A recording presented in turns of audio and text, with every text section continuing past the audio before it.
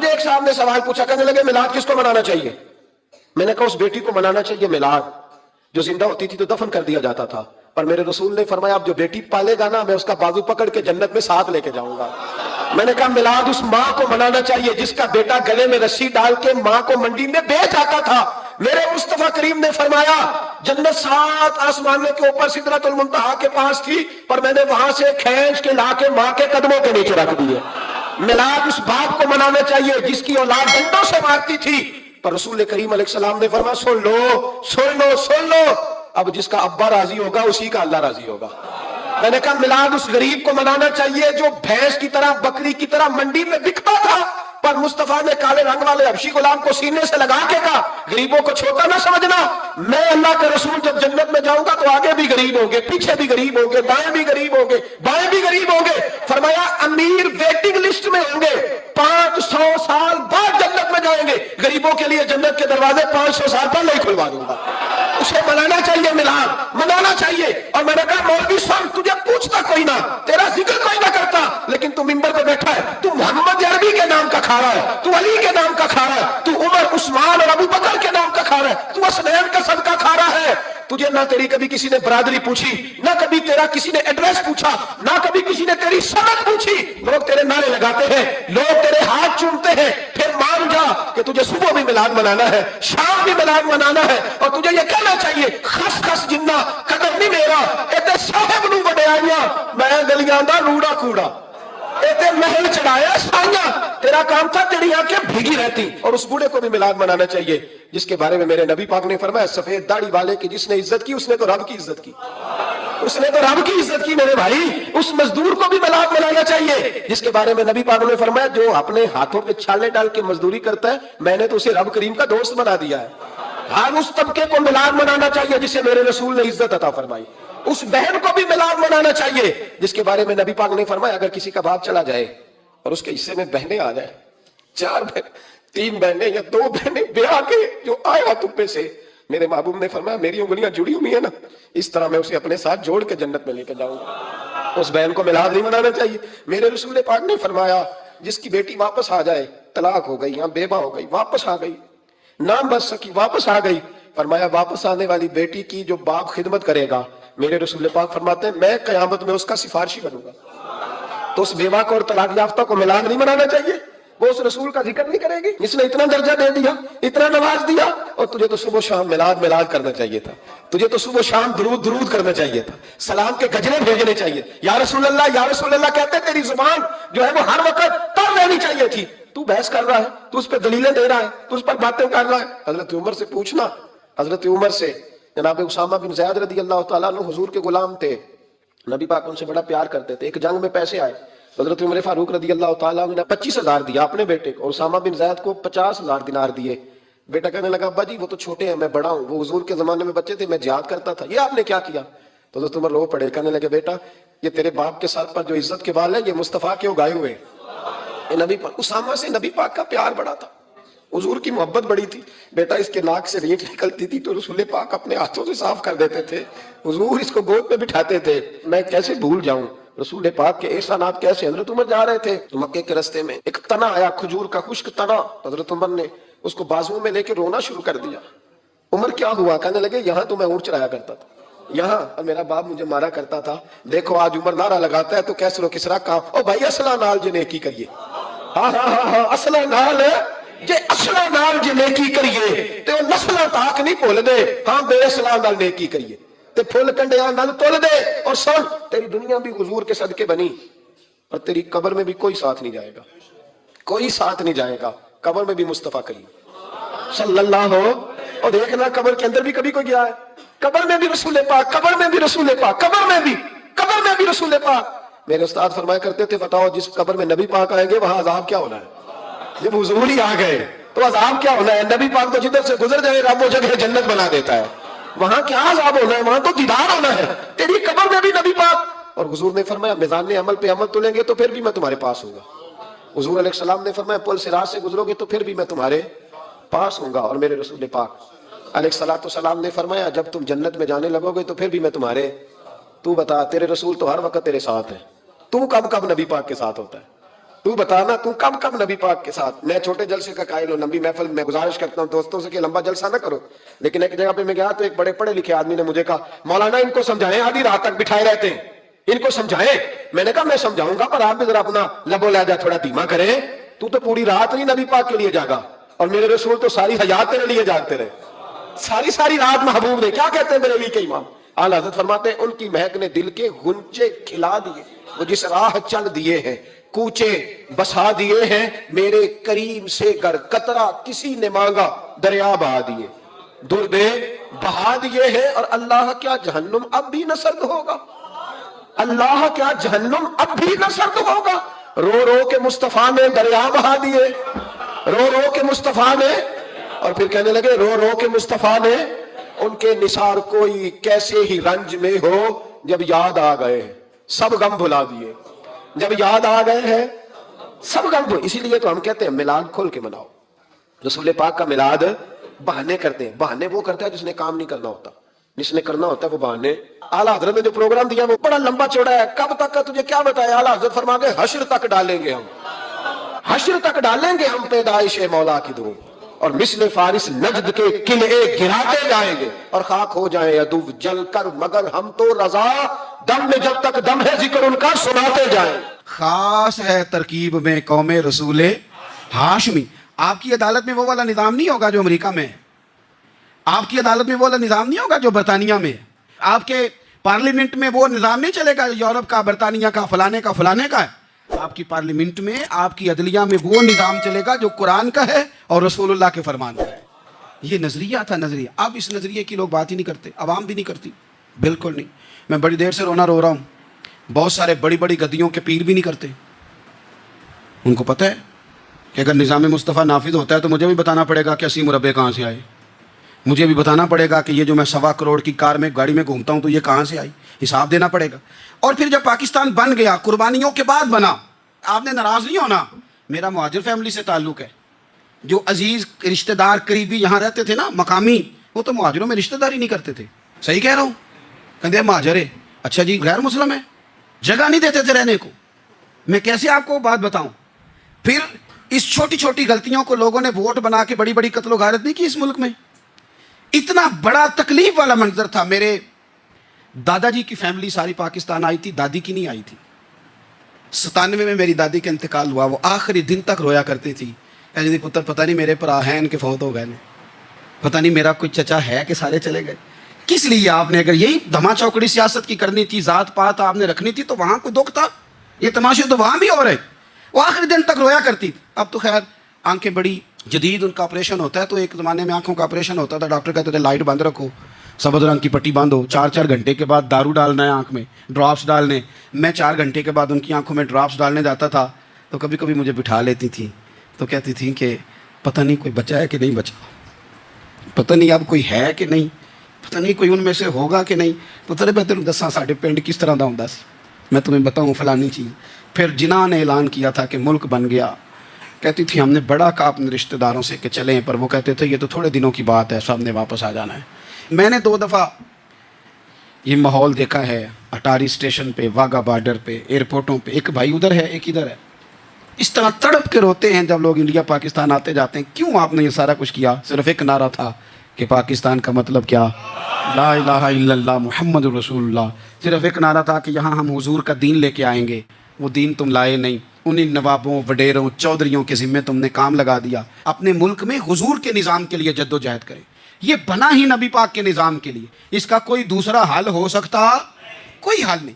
یہ حضور کے نظام کے لیے بنا ہے. 2-3 باتیں آپ کی خدمت میں عرض کرنی ہے جو آپ نے زیادہ غور سے سننی. سب سے پہلے تو پاکستان بدلنے کے لیے ضروری ہے کہ نظام مصطفیٰ کے لیے جد و جہد کی جائے, فکر حسینی اپنائی جائے, اور وقت کے ہر یزید کو للکارا جائے, اور للکار کر کے نظام کے لیے کوشش کی جائے کہ نظام مصطفیٰ اس ملک میں نافذ ہو. اس جد و جہد کو آگے بڑھایا جائے. وہی جد و جہد جو ہمارے بزرگوں کا قافلہ صدر اللہ فاضل سید نعیم الدین مراد آبادی سے لے کر علامہ شاہ احمد نورانی صدیقی تک, اور آج کے اس دور کے اکابرین تک جو جد و جہد کرتا آیا ہے, اس جد و جہد کو اپنایا جائے. ہمارے منہ سے یہ لفظ نکلیں کہ ہمیں صرف مسجد میں دین نہیں چاہیے, کچہری میں بھی چاہیے. دیکھیں نا, کچہری میں دین نافذ ہو تو کس طرح ہوتا ہے. تراویح بڑی سونی حضرت ابی بن کعب پڑھایا کرتے تھے, قرآن بڑا سونا پڑھتے, تو حضرت عمر نے کہا یہ تراویحیں پڑھائے گی. اب چونکہ قرآن اچھا پڑھتے تھے, اچھا سمجھتے تھے, تو حضرت عمر نے فرمایا چونکہ قرآن اچھا پڑھتے ہیں لہذا چیف جسٹس بھی انہی کو بنانا ہے, جن کو سمجھو قرآن کیا کہتا ہے فلاں چیز کے بارے میں. تو قاضی القضاء جج بھی حضرت ابی بن کعب کو بنایا. حضرت عمر پر ایک بندے نے مقدمہ کر دیا, حضرت عمر نے انہیں قاضی بنایا ہے, مقدمہ کر دیا. جناب عمر پیش ہوئے عدالت میں, پہلے تو وہ اٹھ کے کھڑے ہو گئے, پھر اس کے بعد مدعی نے جناب عمر سے کہا کہ آپ گواہ دیں. حضرت عمر کے پاس گواہ نہیں تھے, تو اس نے کہا ٹھیک ہے پھر آپ قسم دیں. تو حضرت ابی بن کعب رضی اللہ تعالیٰ عنہ فرمانے لگے آپ کو امیر المومنین کے ساتھ یہ رویہ اختیار نہیں کرنا چاہیے. آپ امیر المومنین سے قسم کا مطالبہ کر رہے ہیں, آپ کو پتہ نہیں کہ یہ وہ ہستی ہے جن کی رسول پاک علیہ الصلوۃ والسلام نے گواہیاں دی ہیں کہ بڑے کام کے آدمی ہیں, ان کی فضیلتیں حضور نے بیان فرمائی ہیں, آپ امیر المومنین سے. حضرت عمر نے جناب ابی بن کعب کی طرف دیکھا, حمایت تو حضرت عمر کی کر رہے تھے نا, لیکن یہ نظام مصطفیٰ ہے, یہ حضور کا دین ہے. حضرت عمر فرمانے لگے آپ اس مقدمے کا فیصلہ کر لیں, بعد میں آپ کو معزول کر دیا جائے گا. یہ آپ نے کیا کہا کہ امیر المومنین سے مطالبہ نہ کریں؟ فرمایا میں جتنا مرضی بھی معزز ہوں تو نبی پاک کی قاعدے کے اندر نا, جو قانون حضور نے دیے میں اس کے اندر ہوں. کسی کا اعزاز اسے قانون سے باہر لے کر نہیں جاتا, میں قانون میں ہوں اور نظام مصطفیٰ کے سائے کے نیچے ہوں. سب سے پہلے تو نظام مصطفیٰ کا مطالبہ کریں. دوسرا میں آپ کو ایک بات عرض کروں, ایک ہوتا ہے گھر, ایک ہوتا ہے قبرستان, ایک ہوتا ہے گھر, ایک ہوتا ہے ڈیرا. ان دونوں میں فرق ہے. ہمارے حکمرانوں اور سیاستدانوں کے لیے پاکستان یہاں تو قبرستان ہے, یہاں ڈیرا ہے. اگر کوئی مر جائے تو یہاں لا کے دفن کر دیتے ہیں تاکہ پتہ چلے ہم یہاں کے باسی ہیں. یہاں ڈیرا, ڈیرا آپ کو پتہ ہے نا, پنجابی میں ڈیرا سمجھتے ہیں, فارم ہاؤس, بیٹھک, سمجھ میں آتا ہے نا مسئلہ. ڈیرے پہ نا لوگ مکان نہیں بناتے تھے, اچھا باورچی خانہ نہیں بناتے تھے, کیونکہ ڈیرے پہ سیاست کرنی ہوتی ہے. کوئی دو چار بندے آئے, بیٹھے, چائے شائے پی, چلے گئے. رہائش جہاں ہوتی ہے وہاں سونے کے لیے, بیٹھنے کے لیے, آرام کرنے کے لیے, کچن, باورچی خانہ, کھانے پینے کے لیے, وہاں اپنے گھر والوں کے لیے بندہ بندوبست کرتا ہے. پاکستان کو تو ڈیرا بنایا ہوا ہے. یہاں تو یہ آتے ہیں ڈیرے داری کرنے کے لیے. سیاست کی 4 دن, لوگوں کو قائل کیا, الیکشن لڑا, جیت گئے تو رہ گئے, ہار گئے تو چلے گئے, اور جب جیتنے کے بعد بھی حکمران رہے تو رہے, نہ رہے تو چلے گئے. یہ تو ڈیرا ہے. لیکن ڈیرے میں زیادہ نقصان چودھری کا نہیں ہوتا کہ وہ چودھری بنا ہوا ہے. زیادہ ظالم وہ ہوتا ہے جو اپنے آپ کو کم ہی سمجھتا ہے, وہ نقصان کرتا ہے چودھری کا بھی, چودھری کے بچوں کا بھی. وہ اسے تکبر میں مبتلا کرتا ہے, وہ اس کو کہتا ہے کہ تو بادشاہ سلامت, وہ اس کا دماغ خراب کرتا ہے. اس لیے شیخ سعدی کہتے تھے بہت سارے لوگوں کو ان کے مشیر تباہ کر دیتے ہیں کہ تو بلے بلے. تو پاکستان ان لوگوں کے لیے یا ڈیرا ہے یا قبرستان ہے. گھر تو میرا اور آپ کا ہے, لہذا ہم نے اسے گھر سمجھنا ہے, صرف اپنے گھر کو نہیں. ہماری گلی بھی ہمارا گھر ہے, ہماری سڑک بھی ہمارا گھر ہے, ہمارے پارک ہمارا گھر ہیں, پبلک پراپرٹی ساری ہماری ہیں. ہم نے حکمرانوں کا صرف انتظار نہیں کرنا, ہم نے ریپر دیکھ کے پھینکنا ہے کہ گھر ہمارا ہے. ہم نے سڑک پہ کچرا دیکھ کے پھینکنا ہے کہ گھر ہمارا ہے. ہم نے اس کے ذروں سے, اس وطن کی مٹی سے پیار کرنا ہے. اور یہ آپ چھوڑ دیں کہ سندھ میں فلانے کی حکومت ہے اور خیبر پختونخوا میں فلانے کی حکومت ہے, پنجاب فلانے کا ہے اور بلوچستان فلانے کا ہے. یہ باتیں آپ چھوڑ دیں.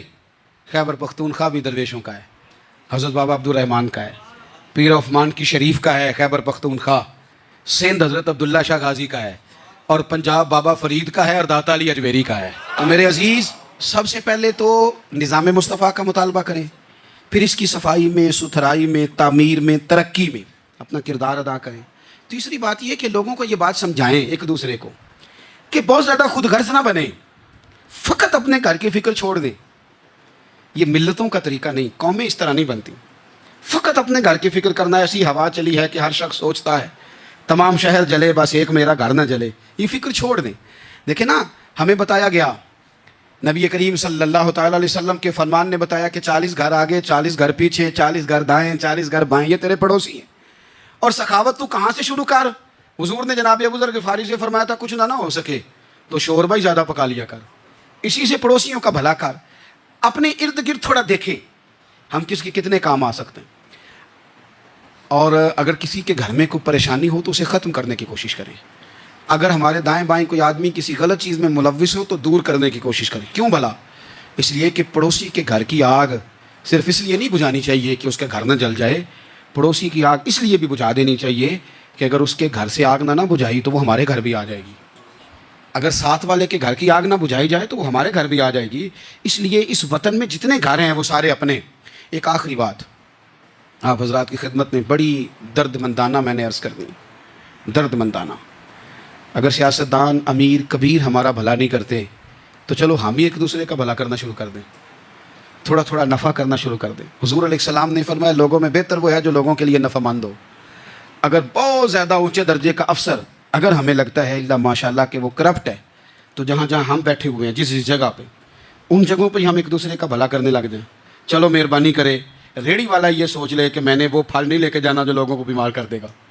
चले सब्ज़ी वाला ये सोच ले कि ये वाली सब्ज़ी अब इतनी तबाहकुन हो गई है कि बीमार करे, ये काम। चलो मेडिकल स्टोर वाला ही मेहरबानी करे कि मैंने दवाएं सिर्फ वो लेके आनी हैं जो फ़ायदेमंद है, जो दवाएं एक्सपायर हो गई हैं, जिनमें कोई मसला बन गया है, वो मैंने काम नहीं करना। और चलो करियाने वाला ही मेहरबानी कर दे, वो बेसन ही सही ले आए यार, वो वाला ना बेचे जो लोगों के लिए नुकसान का बायस।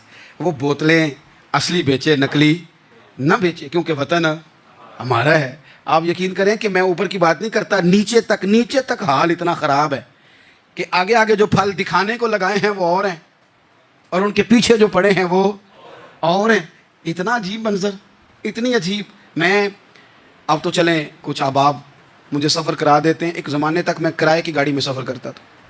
एक साहब को मैंने एक दफ़ा बताया कि मुझे शेखुपुरा जाना है, कितनी देर रुकेंगे? मैंने कहा कि ज़ाहिर है जलसा है, फारिग होगा तो आ जाएंगे। तो शेखुपुरा वालों ने भी मुझे शेखुपुरा बताया था, तो वहाँ जाके पता चला कि 10 किलोमीटर अंदर जाना है। उन्होंने ब्रेक लगा ली वहीं पे, कहने लगे जो 10 किलोमीटर अगे जाना है तो पैसे नवे तय होंगे। गल शेखुपुरे दी हुई सी। तो मैं कोई ऐसा मसला नहीं था, मैं हंस पड़ा, परेशान नहीं हुआ। मैंने कहा बिल्कुल ठीक है, आप सही कह रहे हैं, ये आपकी बात बिल्कुल बजा है, आपने जो कहा वो दुरुस्त कहा। लेकिन यार मैंने तो यही सुना है कि ये शेखुपुरा है, तो 10 किलोमीटर तक तो बहरहाल एक शहर वैसे भी होता ही है। ये तो नहीं होता कि उसकी एक बाउंड्री है कि 1 किलोमीटर के अंदर शहर बंद है। लेकिन मैंने कहा कि तेरी सोच ने एक बात, मुझे उस दोस्त को मैंने समझाया, प्यारे थे, कायल किया। वो मैंने कहा तुम्हारी सोच, एक बात मेरी समझ में आई है कि हम बड़े खुदगर्ज हैं। हमें सिर्फ हमारे हुक्मरान नहीं लूटते, बस हाथ ना पहुँचे तो अंगूर खट्टे, वरना अगर पहुँच जाएँ तो कोई एक तरीका होना चाहिए किसी बंदे को किसी जगह नीचे लेके आने का कि हो 10 किलोमीटर आपने तो ये कहा था, अब कैसे बात होगी? मैंने उन्हें कहा कि कुछ भी नहीं इससे फ़र्क पड़ता, इससे कोई फ़र्क नहीं पड़ता। लेकिन एक ज़माना मैंने दौर देखा, और एक दौर मैंने वो भी देखा कि मुझे एक जगह जाना था। अल्लाह अकबर, एक कारी साहब थे, इमाम साहब थे, किसी ज़माने में वो रह चुके, तो हमारे इलाके में भी उन्होंने इमामत की थी। तो मैं वहाँ जा रहा था, तो उनके गाँव पहुँचने स्टॉप पे उतर के तो मैं तांगे पे बैठा। तांगे वाले को मैंने कहा कि वो चूँकि अपने गांव जा चुके थे छोड़ के हमारा इलाका, तो मैंने कहा फलाने कारी साहब के यहाँ जाना है। तो नीचे उतर के, तांगे वाला जाहिर है कार वाले से तो गरीब ही होता है, तो मैंने उस तांगे वाले से कहा कि मियाँ किराया कितना तेरा बनता है? कहने लगा मैं मौलवी साहब दे परौने को किराया नहीं लेंदा, इसलिए कि उन्होंने हमें कुरान पाक पढ़ाया है और उन्होंने हमें। और फिर मैं वो तांगे वाला, उसके कपड़े, उसकी तामत, उसका सारा कुछ सादा, तो मैं बार बार मेरा दिल करता था कि मेरी आंखें इसकी फ़ोटो खींच लें, क्या शख्स है, क्या अंदाज़ है। और वो मुझे कहने लगा मौलवी साहब वापस कदों को जाना दे? मैंने उनसे कहा कि मैंने ना जी शाम को ही वापस लौट जाना है। तो कहने लगे मैं डीगर को तक तुहाडा वेट करांगा तो मैं तुहानू डीकांगा, एक सवारी घट पावांगा। मेरा दिल करता है मौलवी साहब का परौना वापस भी फ्री जाए। क्या उसकी आमदन होती है तांगे वाले की? वो बंदा भी याद रह गया, ये बंदा भी याद रह गया। खुदारा हम याद रहेंगे। मेहरबानी करें, आप एक दूसरे का थोड़ा थोड़ा भला करें, एक दूसरे की थोड़ी थोड़ी खैर करें, एक दूसरे का थोड़ा थोड़ा नज़रिया। एक बंदा मुझे वो भी याद है, बस में बैठा था, तो उसने ना, एक बूढ़ी अम्मा ने उसे कहा कि पुत्र मेरे को ना किराया 14 रुपये था, तो उसने कहा पुत्र मेरे को 10 ही दे। तो अपना अपना रवैया होता है। तो वो कंडक्टर जो था गाड़ी का, कहने लगा अम्मा जी उतर के गाड़ी नहीं जाना? कहने लगी पुत्र वे जाना है, पैदल टुर जाएंगी, गरीब है मेरा पुत्र, ज़्यादा पैसे नहीं कमाता, तो 10 रुपये ही ने। तो वो क्लीनर भी मुझे याद रह गया, उसने 10 भी अम्मा को वापस कर दी। कहने लगा अम्मा जी कोई गल नहीं, सारी दिहाड़ी कमाई दे ही ने, अल्लाह देवने वाला है, तुसीं पैदल ना जावियो, ए 10 रुपये रक्शे वाले नूं दईओ ताकि तुहानू घर च। और यार एक एक कतरा इस मुल्क में, एक एक आंसू किसी का पूछ लो, ज़्यादा नहीं, एक एक 2-2 आंसू पूछोगे तो बड़े लोग रोना छोड़ देंगे। एक एक 2-2 आंसू पूछ लोगे तो बड़े लोग हैं रोना छोड़ देंगे। मैं चूँकि गौर से चीज़ों को, मेरा हाफ़ज़ा बड़ा अच्छा है तो मैं देखता रहता हूँ। मेरी अमशीरा की शादी थी तो मैंने एक फर्नीचर वाले से बात की, मैंने कहा भाई इस तरह करके फर्नीचर बनाना है। तो कहने लगा घर वास्ते या किसी धी नूं देना जे? वडेरे बाबा जी। मैंने कहा जी नहीं। कहने लगा हज़रत जी जिवें दिल करेगा कर लिया जे, धीयां धियाणियां दा उंज भी हिस्सा होंदा है। तो मैं बेटियों के लिए, ओ भाई ना कोई उसमें कमी हुई, गरीब आदमी था ना मैंने कोई कमी की, हो गई बात, पर बाबा तो याद रह गया ना। ओ भाई थोड़ा थोड़ा ना, ये वतन हमारा है, धीयां भी सांझियां होंदियां ने ते उन्हां दे दुख भी सांझे। असीं बड़े चंगे लोग जे, साडे वडेरे सानूं ਇਹ नहीं सन कहंदे फलाने दा जवाई है, वो सानूं कहंदे सन साडे पिंड दा जवाई है। اور चौधरियों का बच्चा भी उतर के सलाम करके कहता था भाजी ਤੁਹਾਡਾ बैग मैं ना चाला घर ना छाड़ा वहाँ अपना कल्चर वापस ले आओ, नहीं चाहिए हमें ज़्यादा मोबाइल, कौन नहीं ज़रूरत हमें टेक्नोलॉजी की, कौन नहीं इतनी लंबी चौड़ी फ़ोटो की, वापस आओ। बेटी इस पिंड ही साड़ी धी विआही है, उत्थे जो बरात जाएगी तो उस धी का भी तोहफा जाएगा, क्योंकि उत्थे ये वापस आ जाओ, ना इतने जदीद बनो कि खुद गर्जी हो, ना ये जुमले बोलो कि मैं ज़रूरत पड़े तो गधे को बाप बना लेता हूँ, इस तरह ना करो। अपनी ही मिट्टी पे चलने का सलीका सीखो। किसी के संगे मर पे चलोगे तो फिसल जाओगे। नबी करीम सल्लल्लाहु ताला अलैहि वसल्लम उम्मी हैं, लेकिन हुजूर ने कायनात के राजों से पर्दे हटा दिए। नबी करीम ने जीने के सलीके बता दिए। हुजूर ने हर शख्स को उसके मकसद हयात से आगाह कर दिया। नबी करीम अलैहिस्सलाम ने वो फलसफा हयात बयान किया कि लोगों को सिर्फ जीने में ही मजा नहीं आया, मरने में भी मजा आने लगा। लोग आगे बढ़ बढ़ के जाने पेश करने लगे, अपनी औलादें कुर्बान कर। जो फलसफियों से खुल ना सका और नुक्तावरों से हल ना हुआ, वो राज एक तैबा वाले ने बतला दिया चंद इशारों में। महबूब करीम उम्मी हैं, लेकिन हुजूर ने इस तरह दुनिया को सिखाया, इस तरह दुनिया को पढ़ाया, इस तरह हुजूर ने इल्म के चिराग और दीप रोशन किए कि क़यामत तक जिसे रोशनी मिलेगी ना, उसे सिर्फ दरवाज़ा मुस्तफ़ा से मिलेगी, उसे रसूल करीम अलैहिस्सलाम के दर दौलत से मिले। कुछ लोगों ने कहा कि अपने पास से आयात बना के लाते, अपने घर में बैठ के दावे कर लेना तो कोई मुश्किल काम नहीं ना होता, सारे लोग ही कर लेते हैं। बल्कि वो हमारे एक बुजुर्ग कहा करते थे, ख्याली पुलाव पकाइए टिक्की हो कदे भी काट ना पाइए, क्योंकि कौन सा पैसों का डालना है, ज़्यादा डालें आप और ज़्यादा डालें। बहुत सारे लोग हैं आज भी, कुछ लिबरल हैं बेचारे, कुछ दीन बेजार तबका है, वो कहते हैं जनाब हमें तो जदीद बातें बताएं, हमें तो नए उसलूब के मुताबिक लेके चले, हमें तो। ओ भाई सुन, मेरे नबी पाक अलैहिस्सलाम ने फरमाया मेरा कुरान कभी पुराना नहीं होगा, इसे पढ़ के देख, इसकी जिद्दत का हुस्न देख, ये तो खिला हुआ बाग है। तो एक दफा इसके करीब आएगा तो खुशबू मिलेगी, दूसरी दफा आएगा तो उससे ज्यादा ताज़ी मिलेगी। एक दफा फल खाएगा तो मजेदार होगा और दूसरा खाएगा, हो सकता है शक्ल मिलती जुलती हो लेकिन जायका बड़ा निराला होगा। तो आ तो सही ना। जब कुछ लोगों ने कहा ये खुद से बना के आयात लाते हैं, तो फरमाया व इन कुंतुम फी रैबिन मिम्मा नज़्ज़लना अला अब्दिना फातू बिसूरतिन मिन मिस्लिही, अगर तुम्हें कोई शक है इसमें जो हमने अपने बंदा खास में नाजिल किया है, तो तुम भी इस जैसी एक आयत बना के लाओ। और चलो चैलेंज खुला दे दिया, फरमा वदऊ शुहदाअकुम मिन दूनिल्लाह, अल्लाह और अल्लाह वालों को छोड़ दो, तफसीरी तर्जुमा अर्ज कर रहा हूँ, यानी सहाबा को छोड़ दो, हुजूर के मानने वालों को छोड़ दो, बाकी सारी दुनिया के काफिर इकट्ठे हो जाओ, एक आयत बस कुरान जैसी लेके आओ, एक आयत लेके आओ। इन कुंतुम सादिकीन, अगर तुम सच्चे हो। जवानों सुनो, कहा एक आयत, और ये चैलेंज आज तक कुरान मजीद का मौजूद है, आज तक। व इन कुंतुम फी रैबिन मिम्मा नज़्ज़लना अला अब्दिना फातू बिसूरतिन मिन मिस्लिही, तुम कुरान के मुकाबले की एक सूरत लेके आओ और सारे हिमायती इकट्ठे कर लो अपने। इन कुंतुम सादिकीन, अगर तुम सच्चे हो। जवाब तो उधर से आना था ना, लेकिन कायनात के रब ने जवाब भी खुद दिया, फरमाया फ़इल्लम तफ़अलू वलन तफ़अलू, अगर तुम ना ला सके, और फरमाया तुम ला सकते भी नहीं, अगर तुम ना ला सके और तुम ला सकते भी, न खंजर उठेगा न तलवार तुमसे, ये बाजू मेरे आजमाए हुए हैं। वलन तफ़अलू, तुम ला भी नहीं सकते। फत्तकुन नार अल्लती वक़ूदुहा अन्नास वल हिजारा, फिर उस आग से डर जाओ जिसका ईंधन आदमी और पत्थर है। उइद्दत लिल काफिरीन, बनाई काफिरों के लिए, बनाई मोमिनों के लिए तो रब ने जन्नत बनाई है। उइद्दत लिल काफिरीन, ये दोज़ख अल्लाह ने किन के लिए बनाई है? उइद्दत लिल काफिरीन कहते हैं काफिर के लिए बनाया। तो अल्लाह तबारक व तआला ने मेरे रसूल पाक सल्लल्लाहु ताला अलैहि वसल्लम को वो किताब अता फरमाई, और फिर हुजूर की फसाहत और बलागत, मारिफत। देखो, एक होता है घंटों बातें करना, एक होता है कई कई वालियम पर मुश्तमिल, कई कई जिल्दों पर मुश्तमिल कुतुब का लिखना, और एक होता है किसी बंदे का एक बात करना और सामने वाले की तबीयत को इतना जगा देना कि अगली बात फौरन ही उसकी समझ में आ जाए। और हुजूर ना किसी की अना को नहीं जगाते थे। हम बाज़-औक़ात किसी से खिताब करते हैं, बात करते हैं, तो सामने वाले की अना को जगा देते हैं, ठेस पहुंचाते हैं। वो कहता चल फिर तगड़ा हो जा, मैं भी आया। हुजूर अना नहीं जगाते थे, मेरे नबी पाक ज़मीर जगाते थे, ताकि वो शख्स फैज़ हासिल कर सके, उसे कुछ मिले।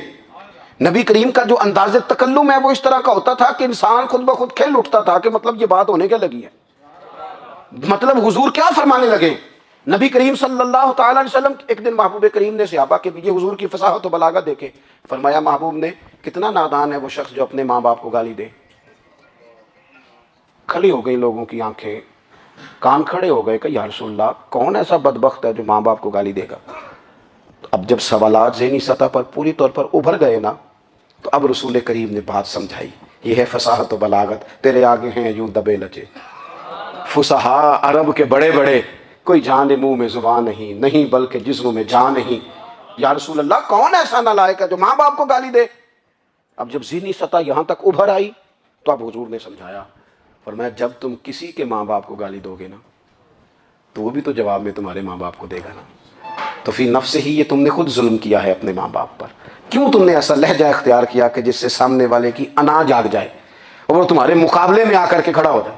کیوں تم نے اس طرح کے انداز اختیار کیے کہ جس سے سامنے والا بھی سارے پنجے کھڑے کر کے باہر نکل آئے اور کہے آ جاؤ پھر میں بھی میدان میں حاضر ہوں؟ رسول کریم کی فصاحت بلاغت دیکھیں نا، حضور دو چار جملوں میں ساری بات سمجھا جاتے ہیں۔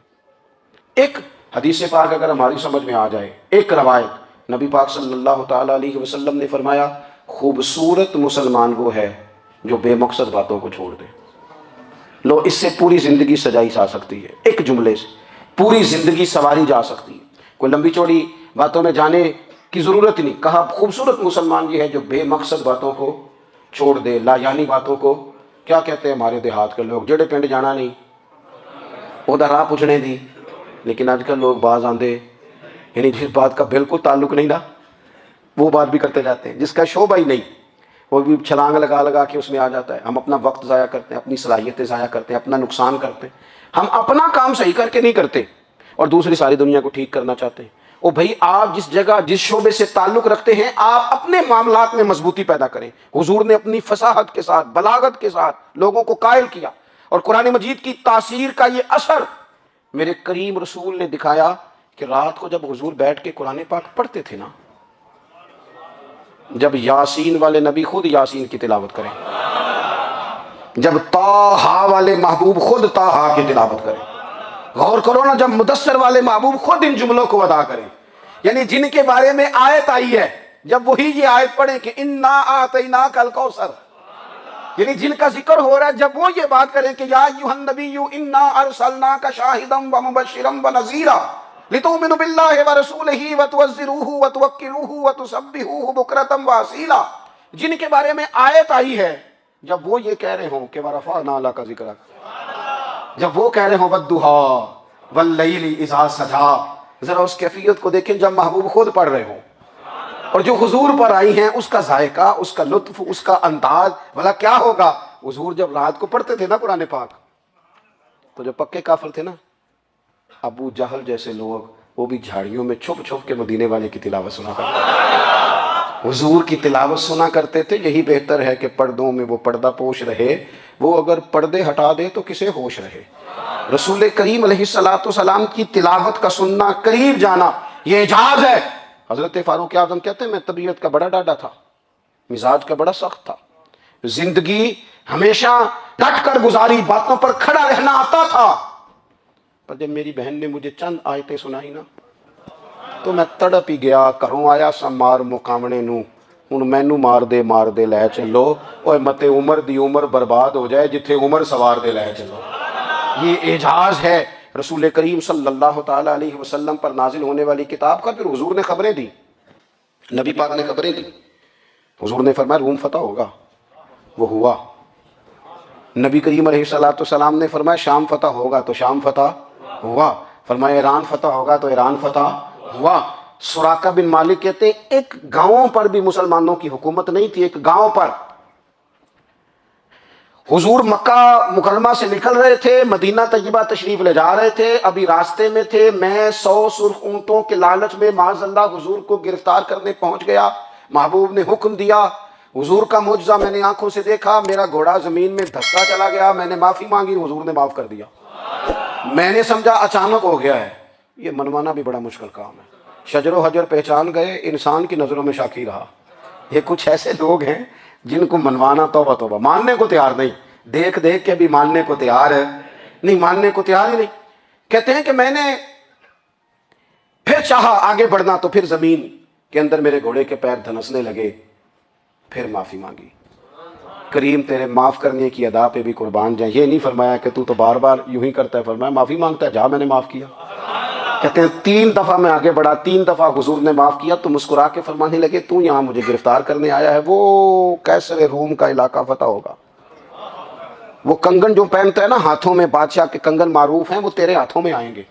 اللہ کرے آپ سمجھیں۔ یہ جو لوگ ڈری ڈری سہمی اور ہمارے بچے مایوسی کی معاذ اللہ باتیں کرتے ہیں، وہ دیکھیں حضور کس طرح کی گفتگو فرماتے ہیں۔ ابھی ایک گاؤں پر بھی اسلام کی حکومت نہیں، لیکن حضور کا خبر دینے کا انداز۔ کریم فرمانے لگے وہ کیسر روم کے جو کنگن ہوں گے وہ تیرے ہاتھوں میں آئیں گے۔ جناب سراقہ بن مالک فرماتے ہیں کہ میں مسلمان ہو گیا، حضور کا وصال ہو گیا، کنگن نہیں آئے۔ حضرت ابوبکر صدیق کا وصال ظاہری ہو گیا، کنگن نہیں آئے۔ جناب عمر کا دور آ گیا، سراقہ بوڑھے ہو گئے۔ کوئی بندہ پوچھتا نا کہ اب تو عمر ڈھل گئی ہے، زندگی کا پتہ نہیں، کہنے لگے نہیں میں نہیں جاتا،